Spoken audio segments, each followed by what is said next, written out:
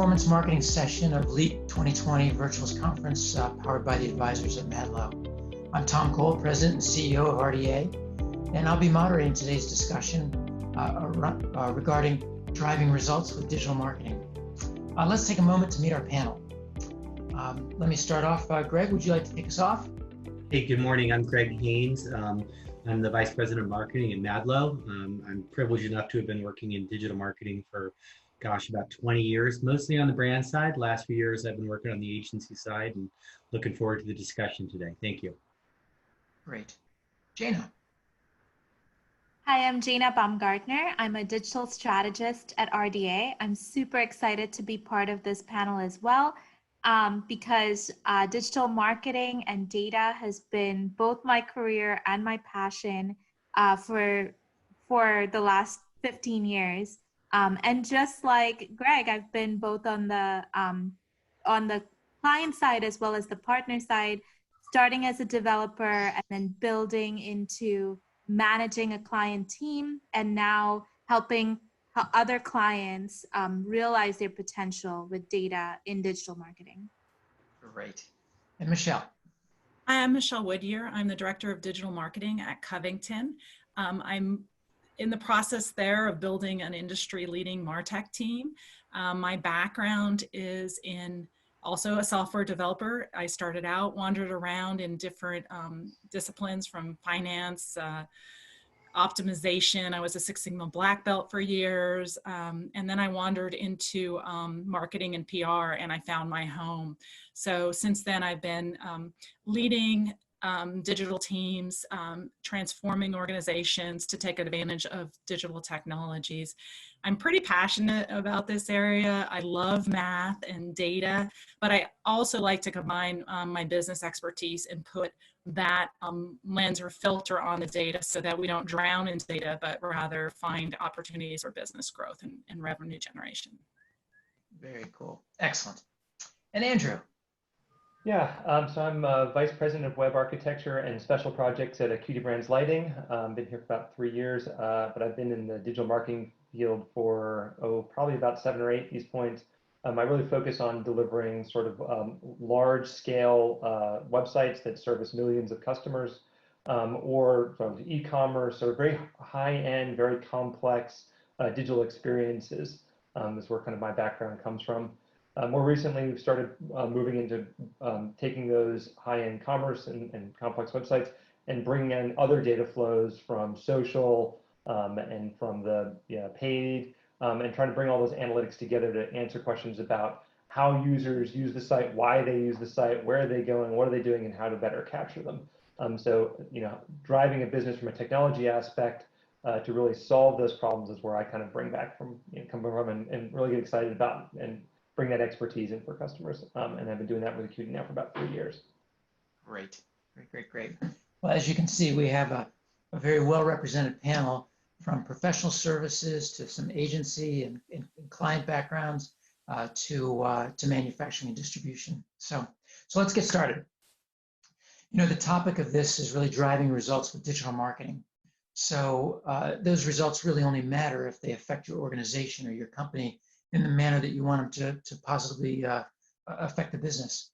So let's start with a couple of organizational questions. So my first question is, what do you do with your organization to align marketing teams with corporate goals? So Jana, let's start with you. So one of the things that I do with our clients is the very first question whenever I meet a client is ask them about their value proposition and differentiator. No matter what role they have in the company, they should be able to articulate that. And then one of the top things that we do with our marketing teams and working with CMOs and VPs and some of you guys here is taking your marketing objectives, aligning it with those value propositions, and then driving into KPIs.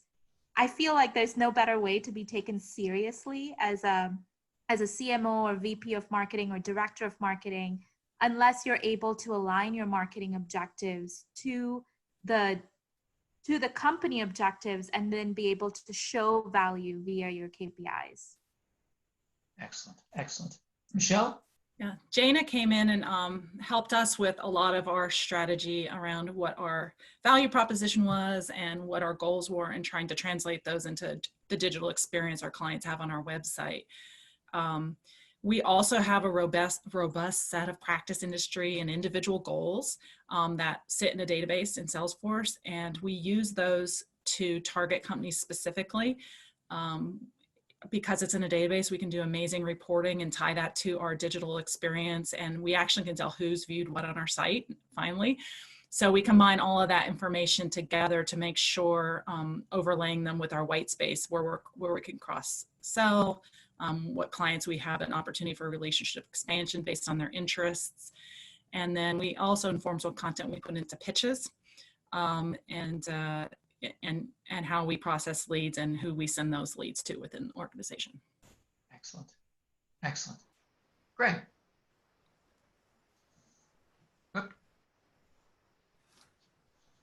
course. So when I think about corporate alignment, I think about almost product evangelism, in the sense that, you know, you're really thinking about change management, and not to use a bunch of corporate words, but, you know, it's amazing sometimes the disconnect at the C-suite between what the marketing team is actually doing.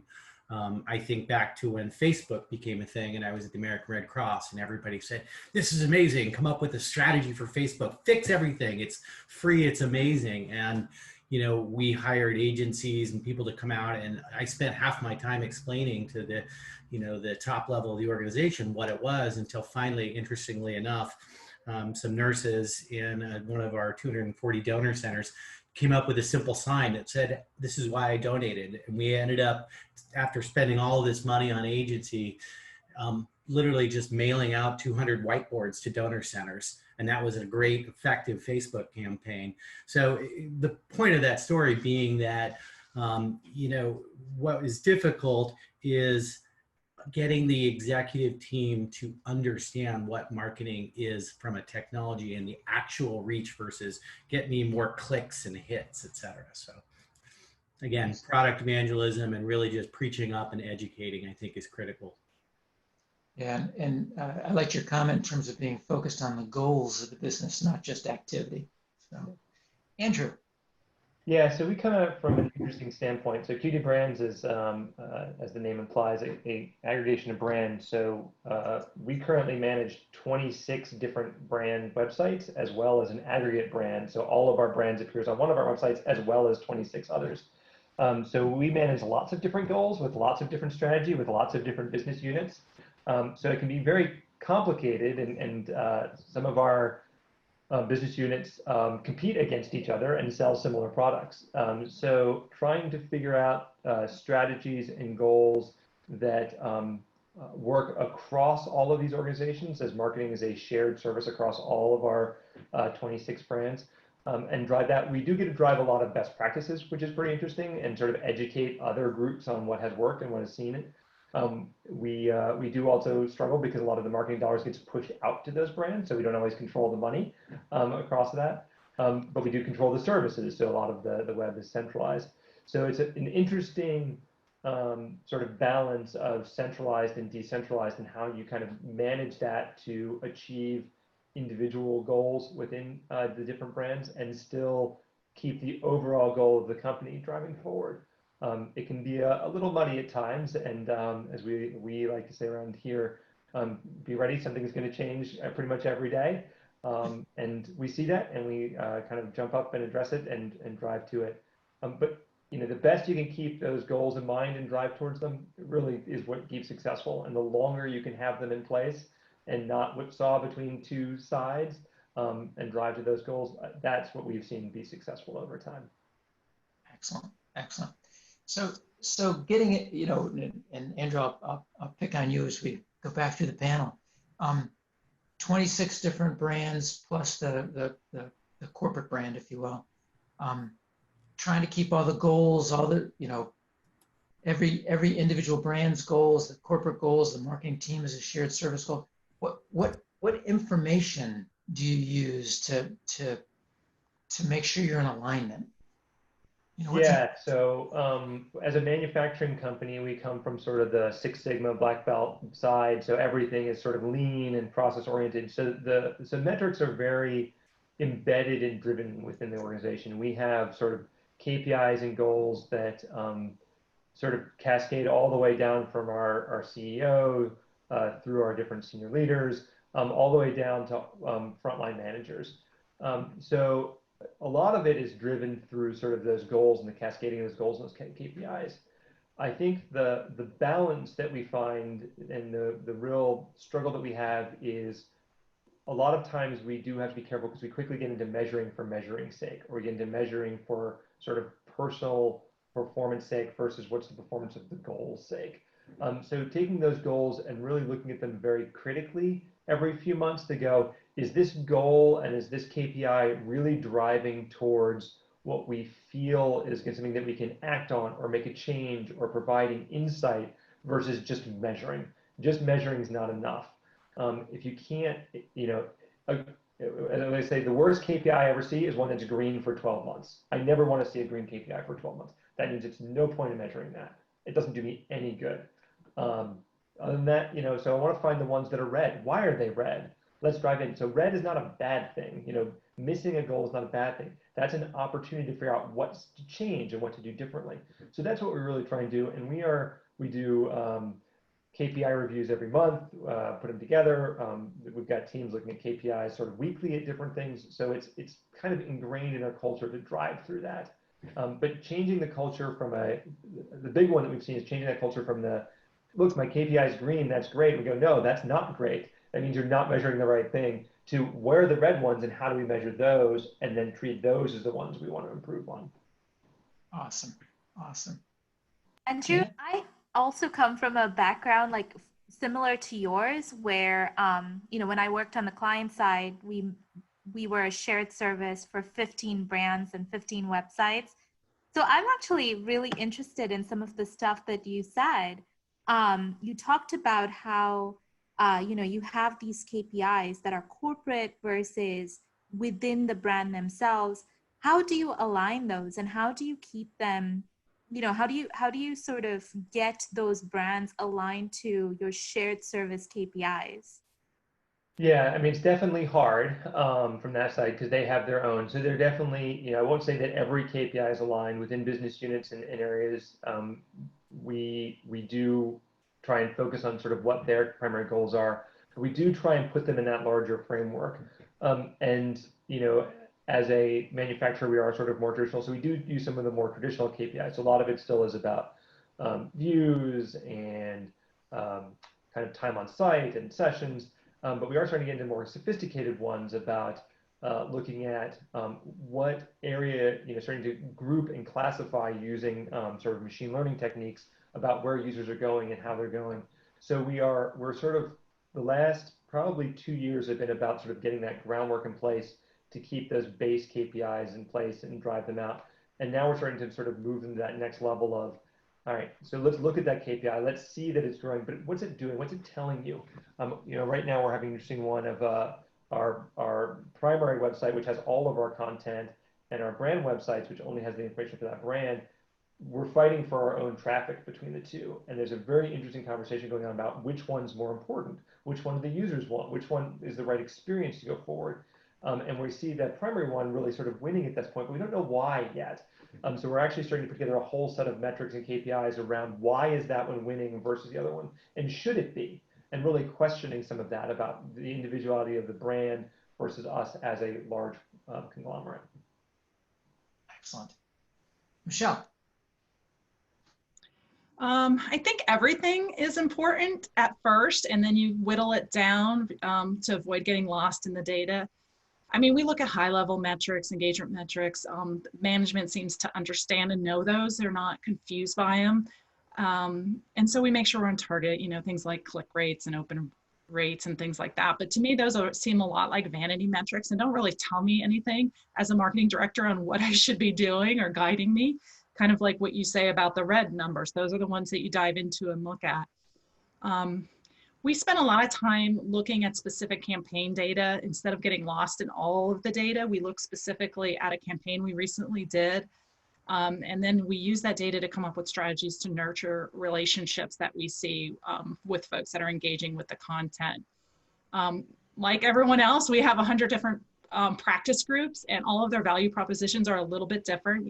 They're all legal services, but they have different objectives and needs and customer types. So it is a challenge to put our arms around all of that, especially at our large corporate clients. So we may not know all of the legal services we're doing for them across the whole firm. And so putting our arms around that, pulling all that business that we're doing with them into one place and overlaying those plans that I talked about earlier with the actual work we're doing and the engagement data, we can really get a good look at that, what we're doing with that client, 360-degree view.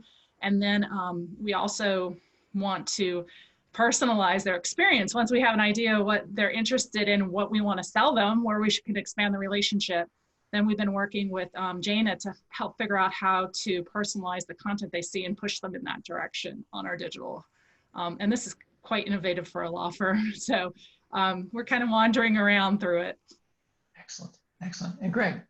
So, I think about information, and I've seen millions, we've all seen the dashboards over the years. And I think the most important thing for me, the takeaway I would say, is that being in command of the facts and the story, right? Because the numbers are the facts, but the underlying story, the ability to communicate that, is often just as critical to driving change, right? Numbers are numbers, but why? What is happening? What are the underlying causes? And more importantly, what can you do to affect change, right? I think when I was working at a large manufacturer for high-end consumer goods, the fixation at the top level was leads, leads, leads, leads. And that led to increasingly gating the content, right? However, at the other side of the coin, we knew that consumers would spend 8 to 9 hours online before purchasing, this product. So those two things at times were in direct conflict. And if you gate everything, you would drive your customers away. So you've got to find a balanced scorecard, right? You've got to understand that, great, the facts are that top level may be leads, but if you're, cutting off your nose to spite your face to drive that top level number, at times you can in turn be hurting the entire organization. So again, I think the ability to communicate, yes, these top level KPIs are important, but sometimes these secondary things are just as, if not more important, and can also be complicated to measure. So again, being in command of both the facts and the story to be able to present that and say, yes, here are some great numbers or bad numbers or whatever they are, but here's also the story that can drive the business. Excellent. Jana, were you going to say something? Yeah, I was going to say, actually, I do want to talk about what Greg said, because, it goes back to that personalization concept Michelle mentioned, how you don't ask someone to marry you on the first date, right? So it's basically you're asking someone to give me all your information when they know nothing about you. And it goes back to personalizing the experience. If someone's new to you and your brand, or new to searching for a specific product, it's really important to start engaging them and building trust with them before you ask them to give you something in return. But once you've built that trust and once they've researched the product and learned more about the product, then it's potentially a good time to ask for the lead information. But even then, what are you giving back? What tools can you give them? A calculator, something like that gives them information as you get their information. Fascinating comments. I loved the critical thinking that you're applying to the information and the situation, getting those levels deeper, who, what, where, when, why, and then who, what, when, where, why of that, because that does tell the story, to your point, Greg. It's fascinating in today's world, research is done digitally. We'd love to say that, you have to call a salesperson, you have to go to a store or whatever, but it's done digitally. People have made up their mind because they've been exposed to so much and they've had the opportunity to research. And so to Jana's comment, that's part of the journey. So what's the measurement? How do you glean the right information and relationship from that? It's critical. So we talked a little about what information is important. Now let's talk about where do you get that information. So Andrew, kick us off. Where do you get information in your organization? Yeah, so this is actually an area that we are struggling and figuring out with right now. So we have a lot of the standard sources, right? We have Google Analytics across everything. We have our multiple disparate social systems where data comes together. So that's one place we know we get sort of underlying data. You know, and it's I'm not even gonna say it won't be, it's not information at this point. It really is just data. It's data points, and it's a lot of data. You know, you start dealing with the traffic on, sorry, we get 25 million users a year across that. We're running campaigns across 26. We get buried in data. So how do we sort of take that and bring it up? You know, one of the things we're even struggling with right now is how do you bring it together to marry it? So, you know, we are looking at tools to not have to go to 15 sources to actually get this information, but bring it in and sort of centralize and data warehouse that. And that's sort of one of the steps we're doing to be able to do this. And we've done a pretty good job of it across some of our simpler sources, Google Analytics and things like that. But then we get to the next question that we start to answer.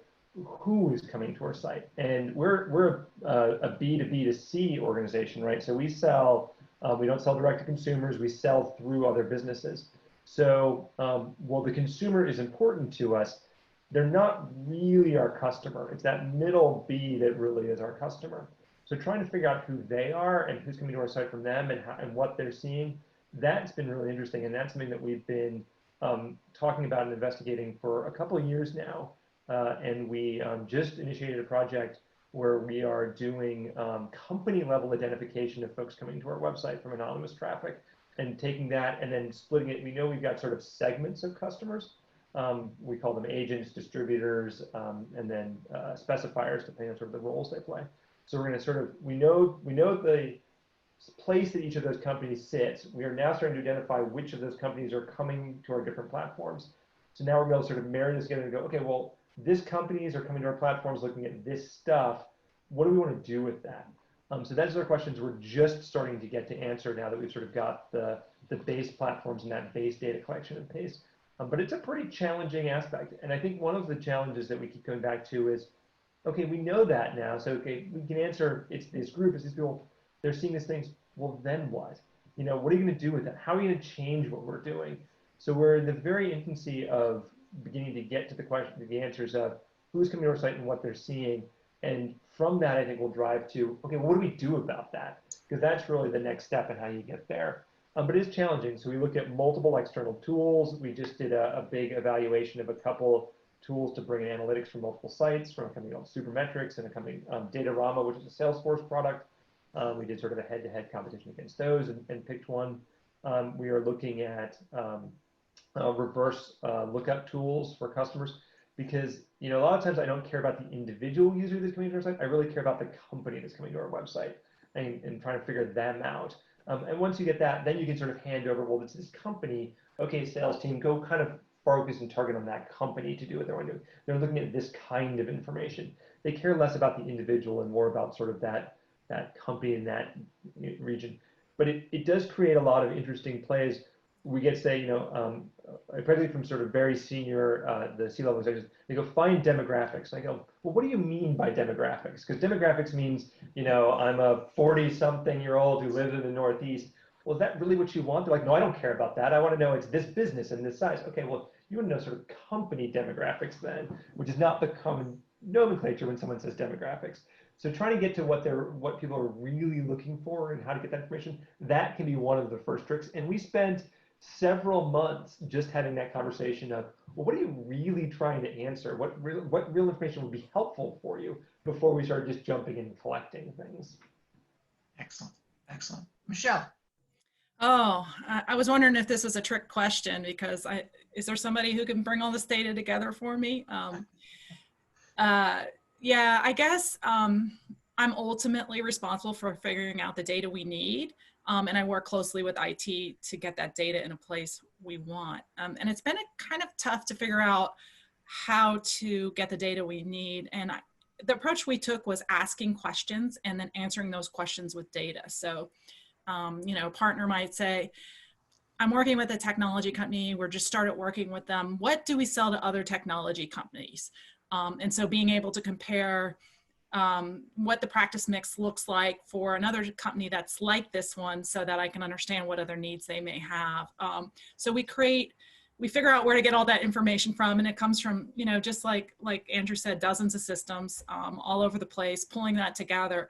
We've been using Tableau and Tableau Prep to do proof of concepts on how we can pull data together to answer business questions. And it's been very successful. And we've gotten the organization to sort of bite off on building a data warehouse, I hate calling it that, but so that we can stop being the Azure cloud and, you know, pulling the data from everywhere, transforming it and analyzing it, so that we can have that done every night for us, so we could have close to real-time data. We create dashboards for different users, like we use user stories to figure out what to put on their dashboards, because they don't know sometimes what data they can get and how they can use it. But like for a lawyer, you know, like they have a business plan and they have clients targeted in it. And we have a dashboard that shows them all their clients and what they're engaging with and what pitches we've done for them and what matters we have all in one place, so they can kind of drill into that client and understand more about it. For practice group leaders, you know, they have a different set of targets and goals. And so we have a dashboard that shows, you know, all of their lawyers that work for them and who they're engaging with. For business development, they need to connect the dots across all these different practices and companies. So their dashboard looks really different. And then of course we have our top or key accounts. And for those 100 accounts, we really pull a lot of data together to help those account managers serve the client better. To understand what the client needs and be proactive in offering solutions to problems that they may have. We pull in data from external sources such as Google Analytics, and we're looking at things like demand base. We're probably moving to a whole new CRM system that'll give us more flexibility to accomplish all of these things, and some new marketing automation tools. So it's a big year coming up for us. We're investing a lot in this, but the firm, especially with the pandemic, has really doubled down on business development and virtual business development at that, because, you know, taking clients out for Scotch tastings is not happening. So how do we engage otherwise? And so lawyers aren't used to it. So it's a lot of teaching them. There are salespeople, and not that I would ever say that in front of them, but they have to use this data to make actionable outreach to clients. And that's sort of the way we're approaching it. Yeah, excellent, excellent. Perfect, Greg? Yeah, so it's funny. So I think back to the P.T. Barnum quote, right? I know half of my advertising is working, but I just can't tell you which half, right? So it's the classic attribution question. And people struggle with this. They really do. I mean, even at the highest end organizations where you've got, you know, multiple systems inputting, and, you know, it cascades that question you get asked every day. You know, where is the perfect place to spend my dollar? How much should I spend on paid media, right? And I think it's important, and this flies in the face of a lot of the Six Sigma and the numbers, is that qualitative matters as well. Quantitative is, of course, incredibly important in your KPI dashboard, right? But I think at times people forget that, for example, paid media is a good example.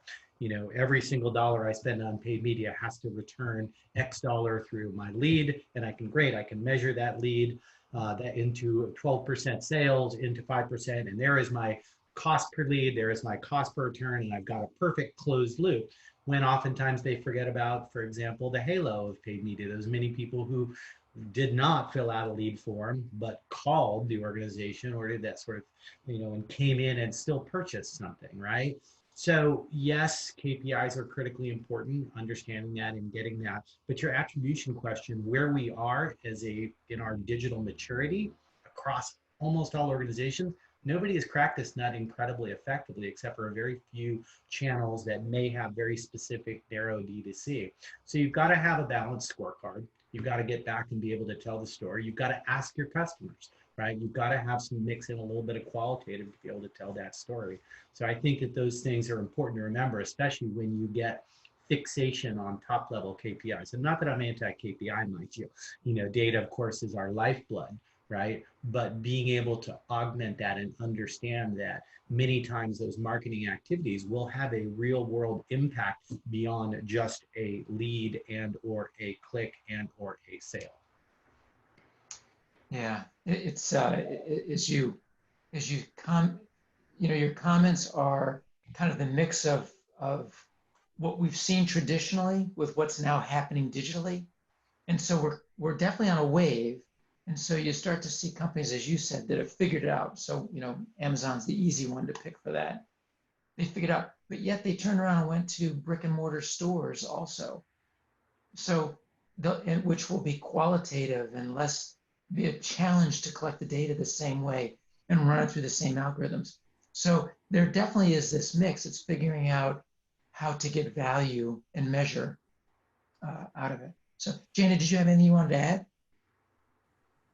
Yeah, I love Greg's comment about it being part of the digital maturity, right? Because I think how you get data depends, how you get the information completely depends on your digital maturity.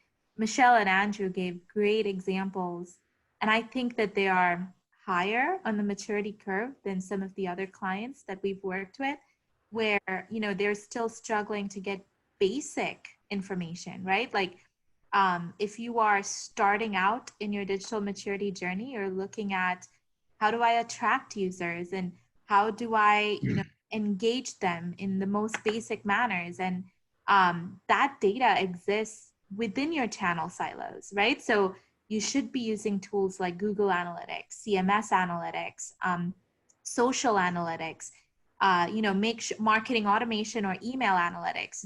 That data is easy to get within the tools themselves. But then as you mature through the digital maturity, matrix, that's where Michelle and Andrew, you guys are, it gets harder because now what you need to do is get that data together to tell a comprehensive story.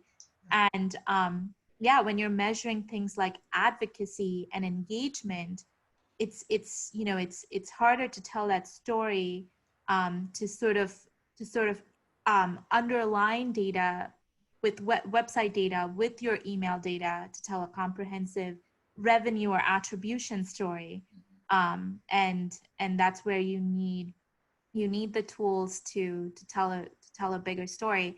And I would say it's important to focus because it's very easy to get caught up in, I want all the data everywhere. So what's the key elements of the data that will actually tell the story and drive the attribution or drive the revenue, and be able to get, how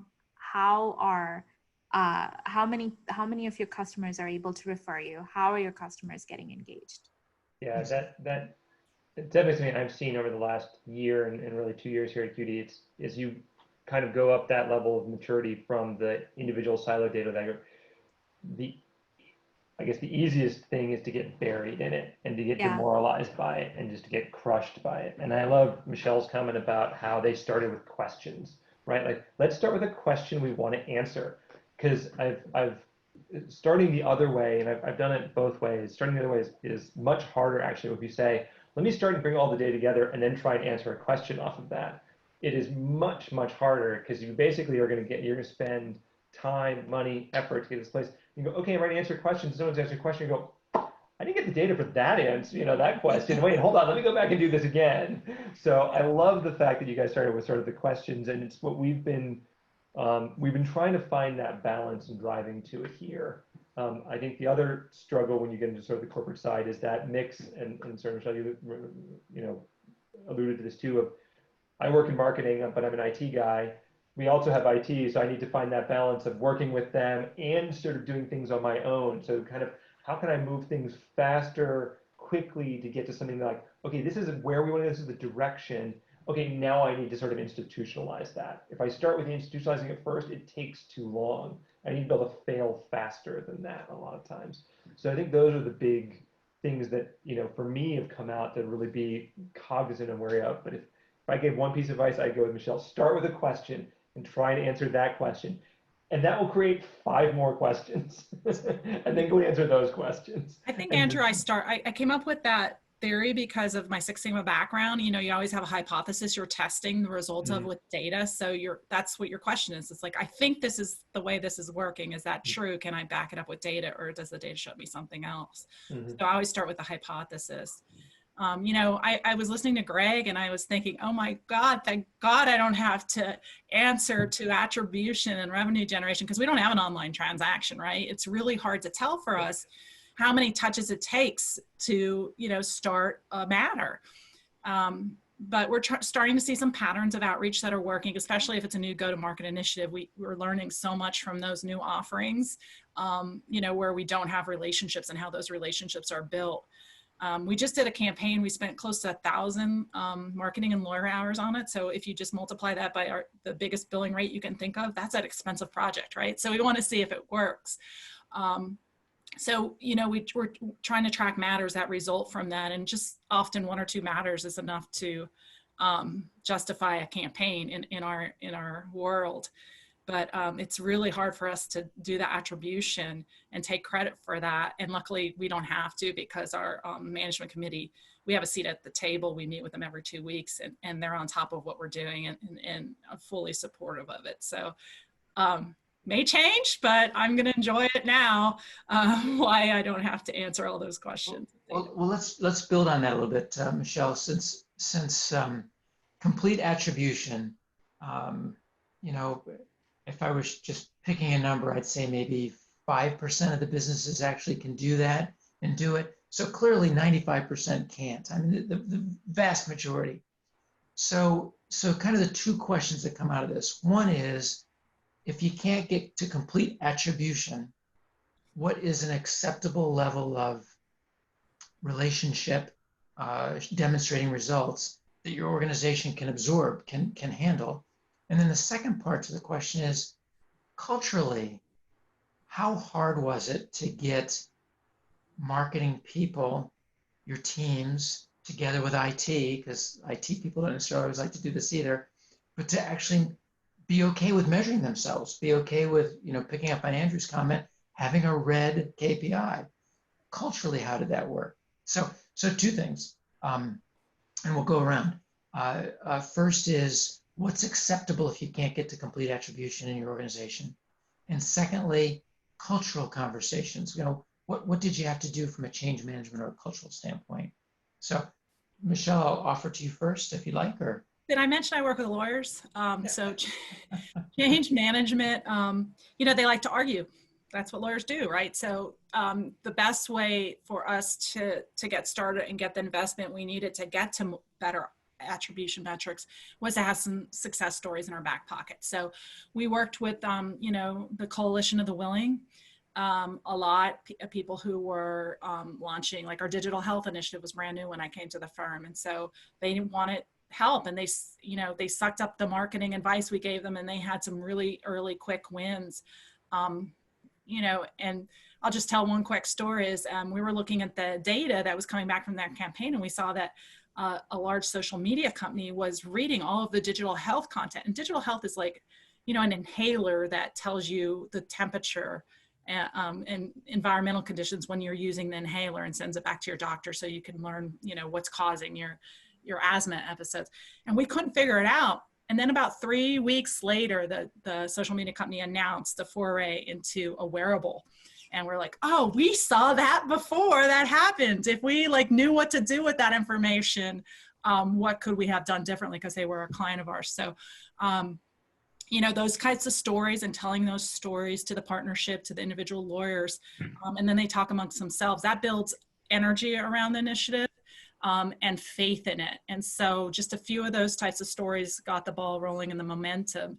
And so now we can build the infrastructure. It's not inexpensive to build infrastructure to get to the level of complete attribution. It takes a lot of software and work. So I would say, you know, Andrew said you start small, you build something yourself within marketing with the tools you have available, and then you kind of know exactly what you need. And when you go to IT, you have well-defined requirements.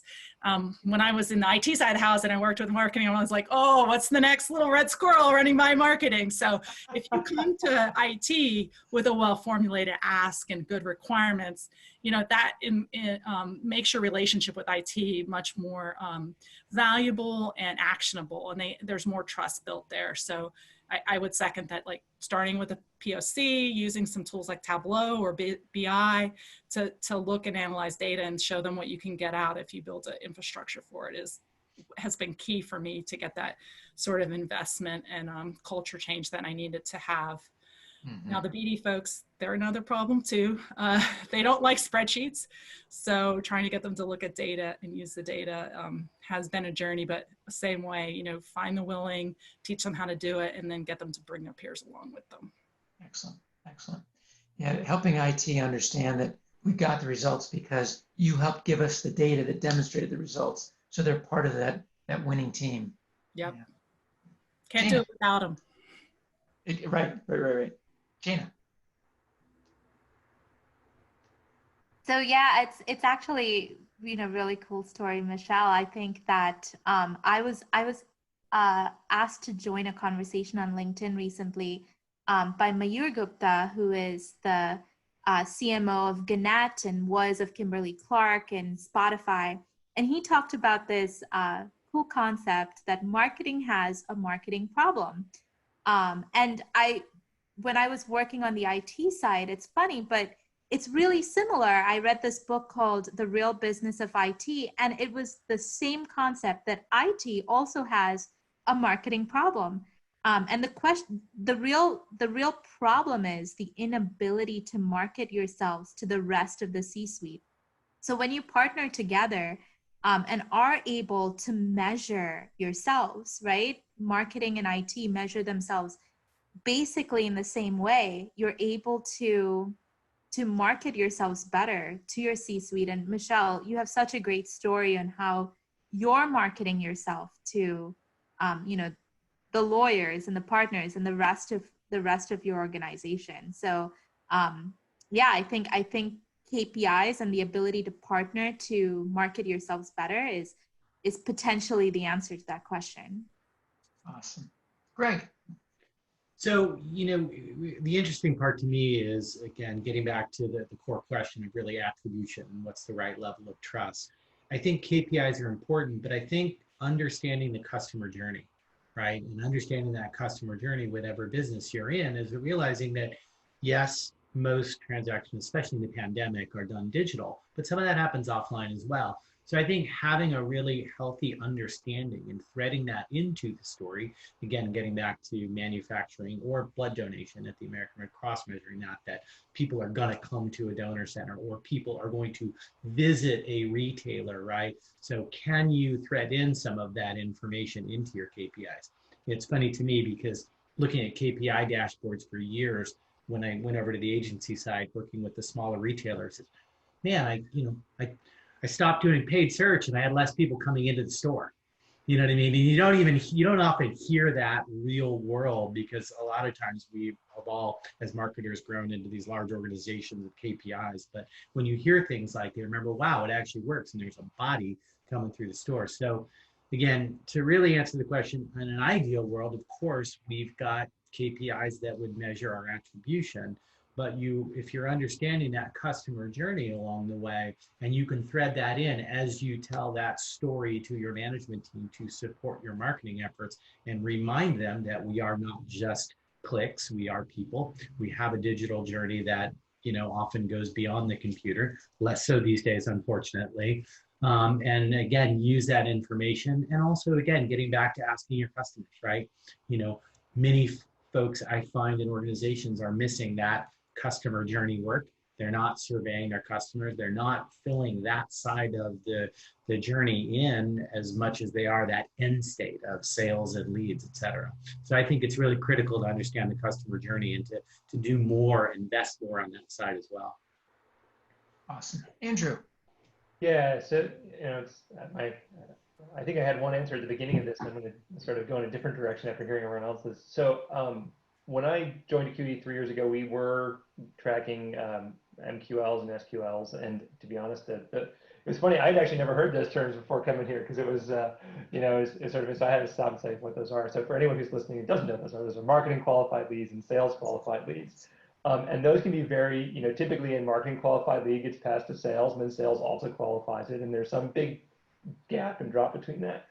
And we stopped all of it. We stopped all of our passing marketing leads. We stopped managing them. We stopped measuring them about 2 years ago.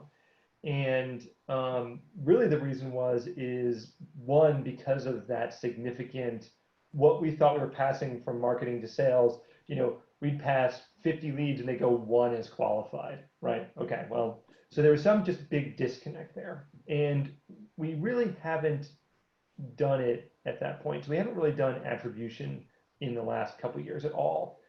And I think that has taught us a few things. One, it's taught it, we sort of learned a lesson. It's really hard to do attribution at any level.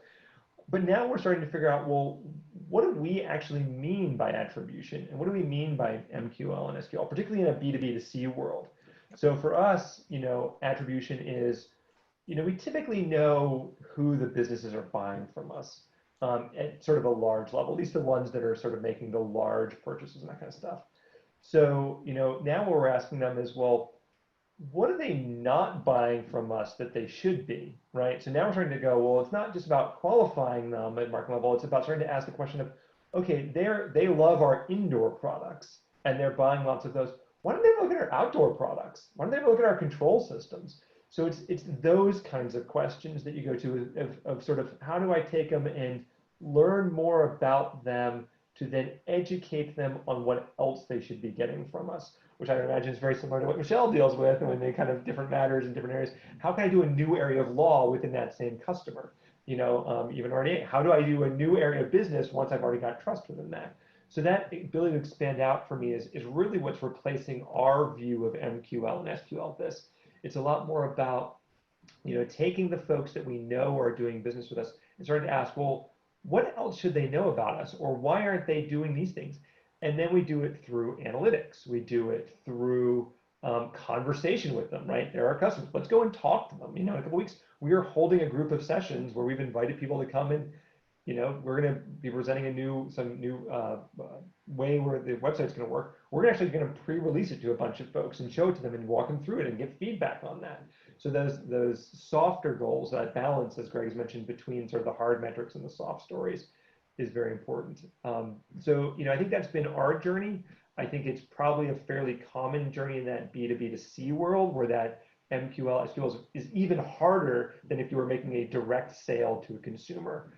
So I would encourage folks to really step back from that attribution side and really think, what does attribution mean and why are we measuring it into what on that front? In terms of the IT journey, I think that's been one that's been, it is rarely a frictionless journey when you try and put big systems in place. And it's not frictionless because it's hard. It's hard on the business users that you take out and going, on top of your day job, I also need you to help me build all the requirements of the system and test it and make sure it's doing so your future job will be better. But while you're doing that, while you're doing your new job, I also need you to do this other job of helping me build this. And to IT, it's going, well, maybe you've never learned what marketing is. So now I'm going to teach you about what marketing is, about how to ask those questions. So it's a very complicated arena whenever you bring together two groups that work. And particularly, marketing, at least in Acuity, is a much softer side. We do a lot more demand generation marketing than we do sort of MQL-based marketing. So we really are out there kind of making people aware and knowledgeable of them. So that's even harder to measure about how sort of that knowledge level goes up. So when you bring those fuzzy goals into an organization like IT that is very, well, let's measure this and let's drive it and let's, what's the answer and it's black and white. And, that can be a very challenging thing to do. And it's something I've struggled with. So I come from an IT background and Tom will tell you, we've known each other a long time. I can be a very black or white person and that can cause me some friction at times. So finding a way to live in these areas of gray and kind of get IT a little bit closer to this area of gray and get marketing a little closer to the areas of black and white and bring them together, that can be a good way to do it. But at the end of the day, it really comes down to, if I can come with a little POC, with an idea, with some successes, as Michelle has said, that all brings credibility to be able to go to all of those organizations and say, well, let's just start with this and sort of build it out. So I'm sort of known for small black ops IT projects that we run for a little while and then go, okay, now let's do this for real. It's been successful for 6 months. if you don't want, it to die when my laptop dies because it's literally running off my laptop, let's bring in IT and figure out how to do this for real. And then we kind of work through that over the course of the next however long it takes, 6, 9, 12, 18 months. But then you don't stop the other Black Ops projects because they're the ones that'll feed into your pipeline later. So I guess that's my 2 cents on it all. Awesome. Awesome. To riff off of that, Andrew, I would say, these shadow IT teams that you develop in marketing. I've sold my boss on not hiring marketing professionals. I hire IT people because it's a lot easier to teach somebody marketing than it is to teach them, the process thinking, the technology that you need to be an effective digital marketer today. So, I think that's the key is that I love your comment about teaching IT about marketing. And I think I'm going to use that too, is just talk more to them about, what it is we need and why we need it and how that affects the firm, overall. So that's a great point. Awesome. We are all different people, that's for sure. So, I have 2 last questions for the panel, and they are, if you were going to make a recommendation to someone who is just beginning their digital marketing journey, what would you recommend? And the second question is, how do you keep the transformation going? Once you started, how do you keep it going? So I'll toss those 2 out. You can answer one, both, either, whatever you like. So, Greg, let me start with you. So I think, having a good, it's funny because part of my position today has been, well, quantitative is important, but qualitative is important, is equally important as well, and customer journey. But I think you have to understand the underlying data. So I would tell anyone starting in this industry to kind of, know your numbers, right? Understand, how the world works in terms of being able to understand, because much of our transactions are digital, right? Understanding where that loop is, that customer journey digitally, understanding how to measure and manage, right? Because when we get data, that's great. But when we get insights from that data that can can make us to different actions that can change those numbers, that's of course what we're all trying to do, right? Is to get actions that will change the numbers through insights. So understanding data, I think, is a foundation that anyone needs to be able to really master, to be able to enter into the digital marketing world, right? I would start there. Awesome. Jana. Yeah, I think going off of what Greg said, it's all about, not getting caught up in the data telling your story, rather having the data tell its own story, and then, making sure that you're listening to that story and being able to pivot as needed. Because I've seen a lot of times where marketers or IT or whoever already has a story in mind, and then it's just a matter of using the data to tell that story. So it's important to be able to pivot with that story. And Andrew, Michelle, you guys have given such great examples of where you've pivoted. Andrew, I love your example of how you started out with MQLs and SQLs and then left that aside to create a new model of how you're going to pivot, because that's the objective of your company, not necessarily generating leads. So I think those are the lessons of, don't just look at the data, but go back, look at your objectives as a company, your KPIs, keep changing, keep improving. And I think that's how you continue down the journey. Awesome. Andrew. Yeah, I think for someone just starting out, I would recommend a couple things. One, I would say start measuring something. Doesn't really matter what. I don't care what you start measuring, but start measuring something. Because 1, you'll learn how to measure. 2, you'll learn what tools you need to measure. 2, 3, you might learn that it's not possible to measure that. But start measuring something. Go after that. The other thing would be come up with 3 to 5 questions you want to answer, right? Really try and go, I want to answer these for this reason, right? I want to be able to do this. I want to know this. And even if you can't answer those 3 to 5 questions right away, try. You might find you have to answer 15 other questions before you answer that single question. But for me, I think those would be really the 2 key things for someone just starting out is one, just start measuring something, just start doing. And the other one, find that question. And the third one is become an Excel whiz. Excel is your, hands down, your best tool to do any of this to start. It is great to bring data together, learn pivot tables, learn lookups, learn all that kind of stuff. Spend, go to a class in how to use Excel if you are just starting on this, because it is your friend on how to do so much. And I use it almost daily to answer random questions I get asked, and to be able to split data and merge data together in something that would take, weeks from IT. I'm like, no, we just start together. Here's the answer. Does it help us? If it helps us, then we'll go actually and formalize this. So those would be my three things if you're going to just be starting out. Andrew, if you keep your to-do list in Excel, we know we have a problem. Michelle. Cognizant of our audience here as CMOs and leaders of marketing organizations, I think, when you get started in these journeys, you need the right person setting and creating your strategy.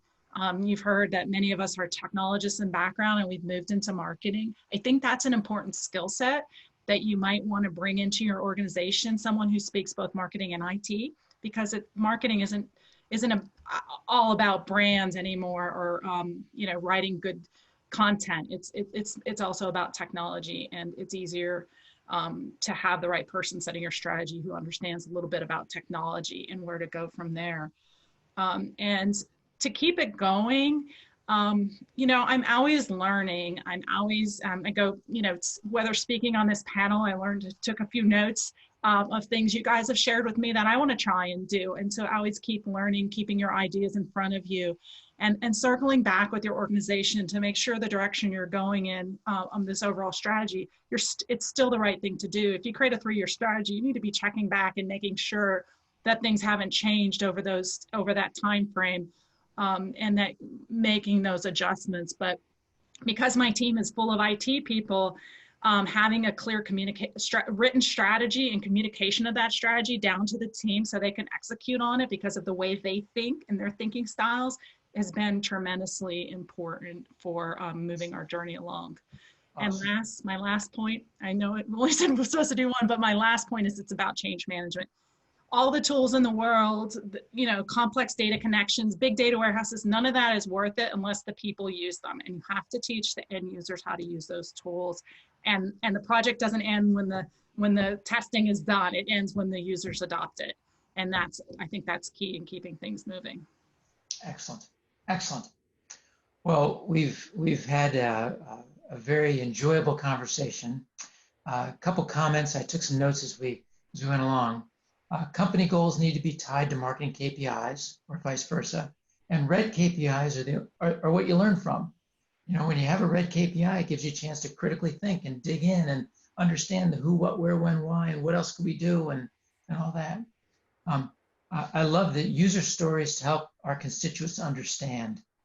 Start with a question you want an answer. That is so real because it's a way of having a conversation with another human being. And it's also a way of aligning people who are different, people who are black and white or analytical versus people who are less, more creative. So having a question, having a discussion around a question that you can answer is a great way to bring people together. Change management. Start small with what you can measure and build energy around those results. Share the results with everyone. Marketing has marketing problems, and marketing needs to market to the rest of the organization, C-suite included. And then the last one I took was digital marketing, just to build a little on something that Andrew was talking about. Digital marketing is about learning more about your customers. As Greg said, it's understanding their buyer's journey. In Andrew's case, it's about learning what they do buy with you and what else they maybe could buy from you, what you can learn from. But it's about learning about your customers, and it's about having a relationship with them. And in today's world, we get closed loop ways of doing that. Digital provides us this closed loop where 20 years ago, we didn't have that. Everything was open loop. We tested, we tried, we threw macaroni against the refrigerator and hoped some of it stuck, and we just kept going. Well, today in a digital world, we're connected. We get results, whether it's on the research side, whether it's in the transaction, or it's in the customer support at the end. all of it is a chance to learn, and it's all about digital marketing. So with that, I really want to thank Greg and Jana and Michelle and Andrew. You guys are awesome. Your input was wonderful. We've learned a lot. Thank you very much. For those of you who have had the opportunity to enjoy our session, you can learn more about this event through LEAP and by visiting www.leap-forward.live. Thank you very much. Enjoy the rest of your day. Thank you. Thank you.